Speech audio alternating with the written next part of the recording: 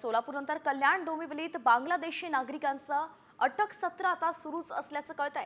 काही दिवसांपूर्वी कल्याण कोळशेवाडीमध्ये पोलिसांनी 2 बांगलादेशींना अटक केली होती। पुन्हा एकदा आता मानपाडा पोलिसांनी 6 बांगलादेशींना अटक केली आहे। त्यात एका महिलेचाही समावेश आहे। हे बांगलादेशी डोंबिवली दावडी परिसरात राहत होते। शिलाई काम करत आपला उदरनिर्वाह करत होते। अटक केलेल्या आरोपींना पुन्हा बांगलादेशात पाठवण्याची प्रक्रिया आता मानपाडा पोलिसांनी सुरू केली आहे। मानपाडा पोलीस ठाण्या हद्दीमध्ये एक NGA कंपनी आहे, कपड्याची कंपनी. त्या कंपनीमध्ये काही कामगार बांगलादेशी आहेत अशी माहिती मिळाली आणि त्याप्रमाणे मग आम्ही पोलीस पथक पाठवून कामगारांची शहानिशा केली असता 4 कामगार आम्हाला मिळून आलेले आहेत. त्यांना पोलीस ठाण्यात आणून आम्ही त्यांच्यावर कारवाई केलेली आहे, अटक केलेली आहे. तसेच 2 कामगार दुसऱ्या ठिकाणी मिळून आलेले आहेत.